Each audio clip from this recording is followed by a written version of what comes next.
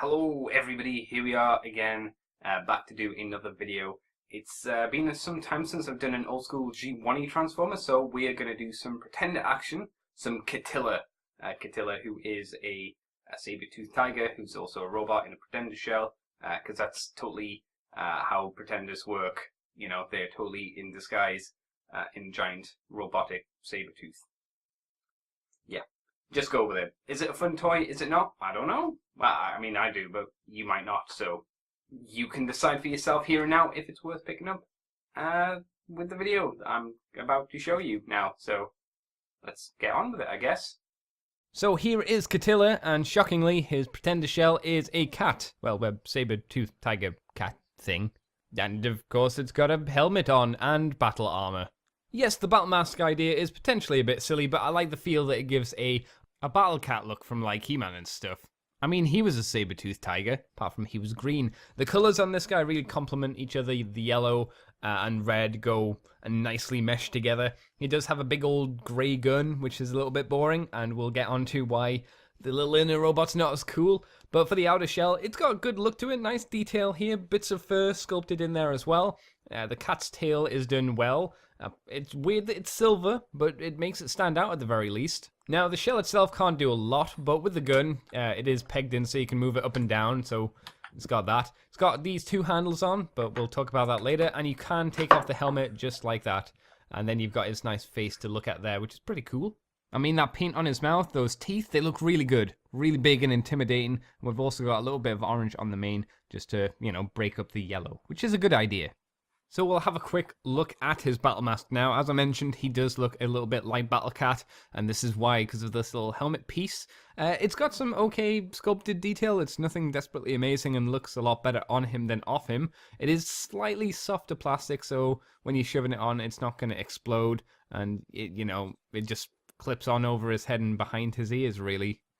But I think it's time now for this guy to shout, "Pretender!" and reveal to us what his inner robot is.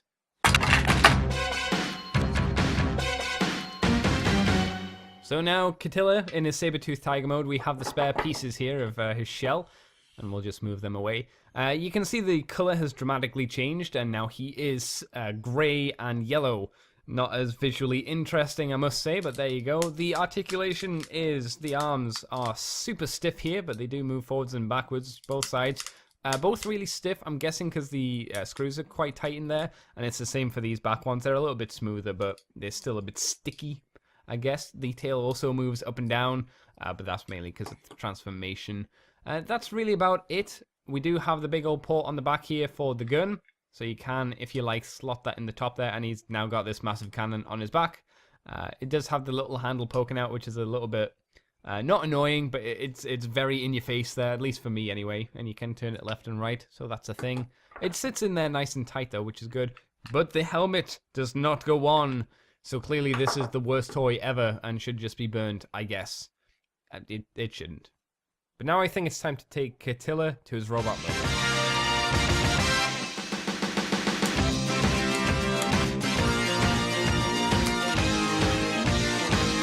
No surprise here, the colours have not changed at all. He's still very grey and very kind of bleached out yellow. And this is not due to the sun, this is just the kind of yellow they use for whatever reason. It's not a very sexy yellow, I can tell you that much. He does now have at least red on his face, so that's something. The back remains, once again, the same. He just has a lot of gap where those legs fall down, but that's not a huge surprise. The face is super generic robot as well. There's not a lot of personality or character there. He's just very much, hey, that's a robot's face. So, there you go. And as the colours haven't changed, the articulation really hasn't either, as the arms are still sticky. I guess you could say that the wrists move, but it's with no use really. And the back of the legs here you can do something with as well. You got maybe a bend, but it doesn't do anything. And I guess you've got kind of an inwards joint here from the transformation earlier, but it's, again, not desperately useful. I thought the head would also rotate, but it seems like mine doesn't. I don't want to twist it too hard just in case it's not meant to. So, a little bit disappointed, but what you'd expect. you do have the gun here, and we have the small hole on the side here, which is for this. So instead of it being held in the hand, it's held on the side of the arm, kind of like the, you know, the Megatron cannon. It actually looks pretty cool because it's just so big and massive.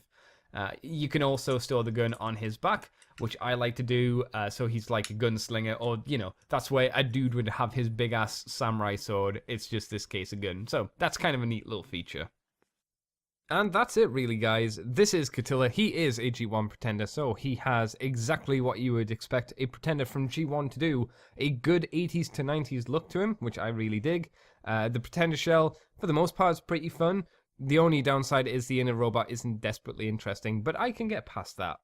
So anyway, guys, thank you for watching this video, and I will catch you in the future for something more robot-y.